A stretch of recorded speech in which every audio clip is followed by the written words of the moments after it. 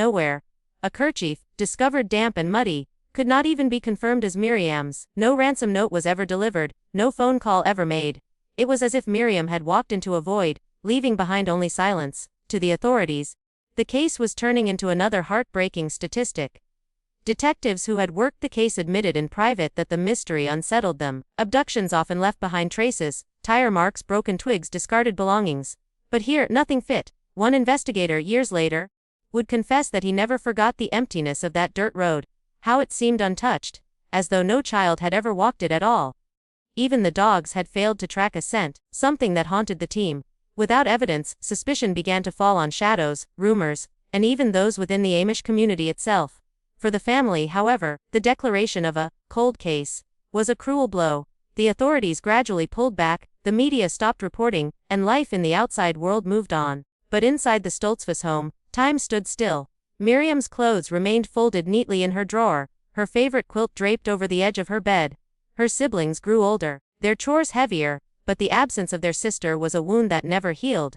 To them, the world seemed indifferent, moving forward while they remained trapped in that summer evening of 1985. And yet, even as the official search slowed, whispers lingered. Some Amish elders spoke of strangers seen in the area before Miriam vanished, outsiders in cars, whose faces no one recognized. Others suggested something far stranger, stories of people disappearing near the woods, tales passed down quietly, but never shared beyond the community.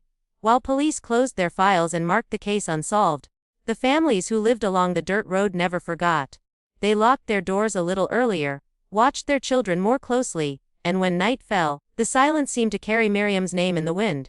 By the early 1990s, whispers began to circulate, quiet at first, like fragments of a rumor that refused to die. Travelers passing through small towns in Pennsylvania and Ohio reported seeing a girl who looked out of place. She was described as modestly dressed, often in plain clothing that resembled Amish style, but with something unusual in her eyes, an unsettled, distant look.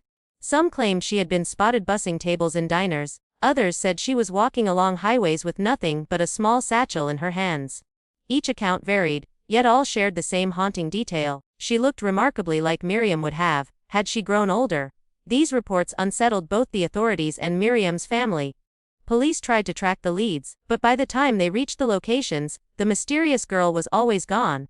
No photographs were ever captured, no one could even recall her exact words, only that she seemed nervous, as if constantly watching over her shoulder. Some witnesses swore she refused to give her name, while others remembered her using different names each time. It was as though she was trying to exist everywhere and nowhere at once. For Miriam's parents, every rumor brought both hope and